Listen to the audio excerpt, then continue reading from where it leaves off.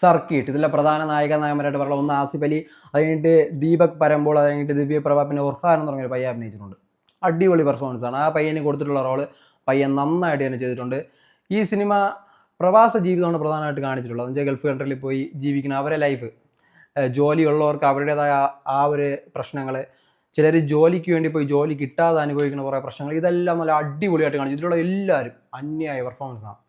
പിന്നെ ഈ സിനിമ അങ്ങനെ വലിയൊരു കഥയൊന്നുമില്ല, ഒരേ ഒഴുക്കിലാണ് പോണത്. ഇവരെ ജീവിതത്തിൽ നടക്കുന്ന കുറച്ച് കാര്യങ്ങൾ, കുറച്ച് സംഭവങ്ങൾ, അതാണ് കാണിച്ചിട്ടുള്ളത്. ഇതിലുള്ള ഫസ്റ്റ് ഹാഫ് ഇവരുടെ ലൈഫ് സ്റ്റൈൽ എങ്ങനെയാണ്, ഇവർ അനുഭവിക്കുന്ന പ്രശ്നങ്ങൾ എന്താണ്, ഇതെല്ലാം കാണിക്കും. സെക്കൻഡ് ഹാഫിലാണ് കുറച്ചുകൂടെ ഇൻട്രസ്റ്റിംഗ് ആയിട്ടുണ്ട്. സെക്കൻഡ് ഹാഫ് ഒരു രാത്രി നടക്കുന്ന കാര്യങ്ങളാണ് ഇതിൽ പ്രധാനമായിട്ട് കൊടുത്തിട്ടുള്ളത്. ഒരു രാത്രി ഇവരെല്ലാവരും അനുഭവിക്കുന്ന ഒരു പ്രശ്നം, അതാണ് ഈ സിനിമയുടെ മെയിൻ കാര്യം.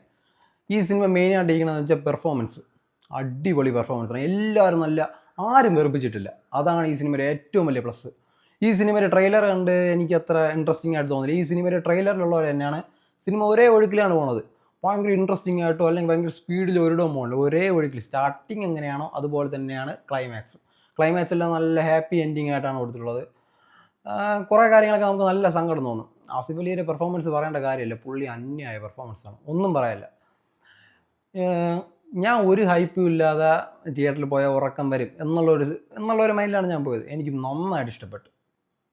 അടിപൊളി സിനിമ, എല്ലാവർക്കും ഇഷ്ടപ്പെടും. പ്രത്യേകിച്ച് ഈ പ്രവാസികൾക്കായിരിക്കും കുറച്ചുകൂടെ ഈ സിനിമ ഫീൽ ചെയ്ത് കാണാൻ പറ്റണത്. എന്തായാലും നല്ല സിനിമ പോയി കണ്ടോളൂ.